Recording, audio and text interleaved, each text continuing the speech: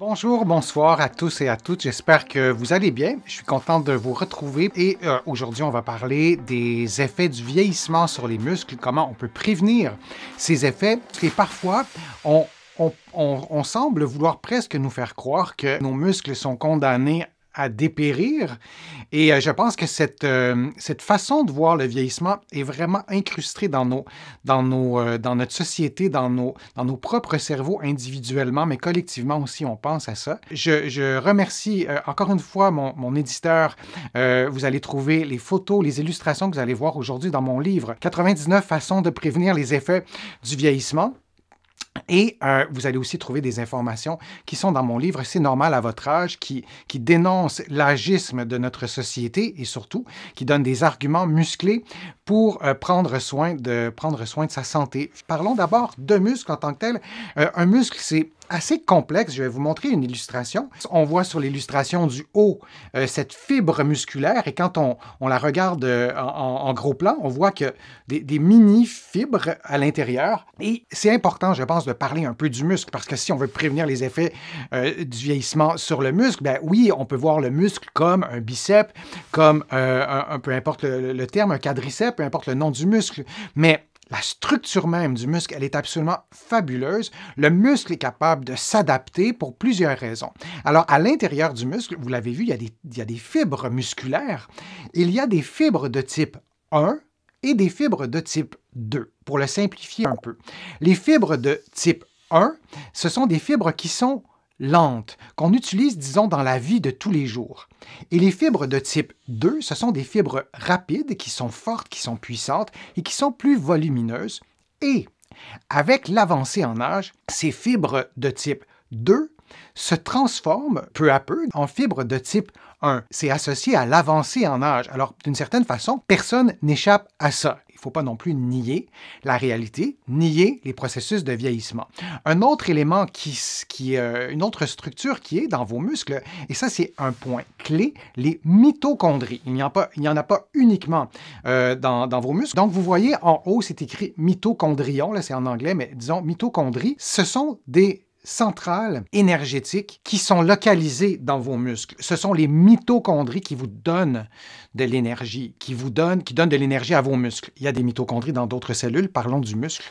Et lorsqu'on vieillit, avec l'avancée en âge, nos mitochondries sont un peu moins efficaces, elles sont un peu moins nombreuses, mais autant pour les fibres musculaires que les mitochondries, il y a des façons de les réveiller, de les stimuler. Il y a aussi des cellules satellites, et là aussi, c'est un élément qui est important. Ce sont en quelque sorte des cellules souches. Vous avez peut-être déjà entendu parler des cellules souches. C'est une forme, en fait, de cellules souches qui permet à vos muscles de se reconstruire dans un contexte de blessure, par exemple, mais aussi dans un contexte d'avancée en âge.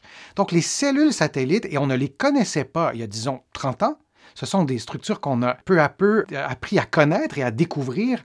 Et ça aussi, c'est un élément clé pour pouvoir prendre soin de vos muscles. Il faut toujours se souvenir que le muscle est un organe qui possède une des plus grandes capacités d'adaptation du corps humain.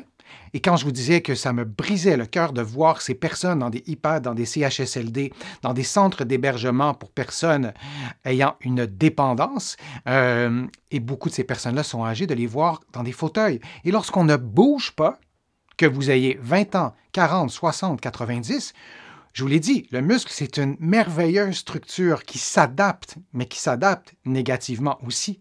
Si on ne se sert pas de nos muscles, là je vous donne l'exemple extrême de personnes qui ne sont parfois pas stimulées. Hein. Les histoires d'horreur, on en apprend régulièrement, malheureusement, dans les médias, et particulièrement ces temps-ci, des gens qui restent alités toute la journée, que ces personnes-là aient 40, 60 ou 90 ans, il y a un effet catastrophique sur leurs muscles. Et ce qu'il faut ajouter, avec l'avancée en âge, parce que nos mitochondries, ces structures qui vous procurent de l'énergie qu'on voit en haut de l'illustration, parce que les fibres musculaires de type 2 se transforment graduellement en fibres de type 1 parce que le muscle s'use un peu, l'effet de, par exemple, la sédentarité, le fait d'être immobile, ajouté aux effets du vieillissement, et ça ne fait pas une formule gagnante.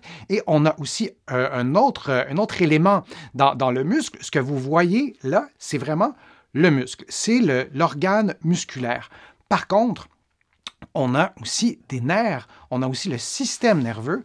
Et quand on veut prendre soin de ses muscles, on doit aussi prendre soin de son système nerveux, pour le dire de façon très générale. Mais quand il y a une commande qui part de votre cerveau parce que vous voulez courir, par exemple, bien, il y a un circuit, un trajet qui est parcouru par l'influx nerveux et qui va déterminer telle et telle contraction selon telle vitesse, telle intensité, telle durée. C'est très complexe, ça se fait automatiquement.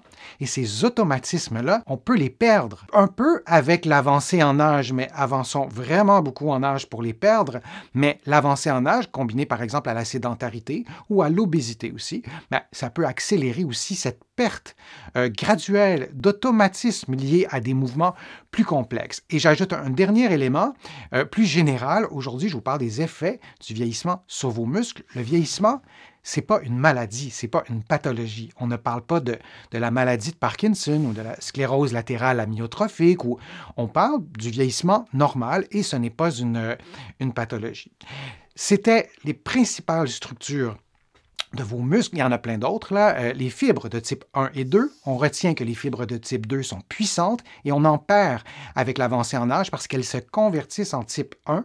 Il y a les mitochondries qui sont des structures énergétiques qui ressemblent peut-être à une petite fève sur l'illustration. Il y a les cellules satellites, ces cellules souches qui permettent aux muscles de se réparer notamment. Et il y a tout le système nerveux qui orchestre cette contraction musculaire-là. Vous avez des centaines de muscles, environ 600 muscles, qui doivent se contracter à un certain moment pour pouvoir bouger. Je veux vous remercier de votre attention. C'est toujours un plaisir de lire vos questions, de vous savoir aussi nombreux. Je vous invite à visiter mon site web. Je vous le dis chaque fois, mais honnêtement, c'est vraiment important pour moi de recevoir vos contributions qui ne sont pas uniquement des contributions financières, bien que celles-là sont particulièrement appréciées. Vous pouvez aussi cliquer sur les publicités. Vous pouvez aller voir sur mon site denisfortier.ca.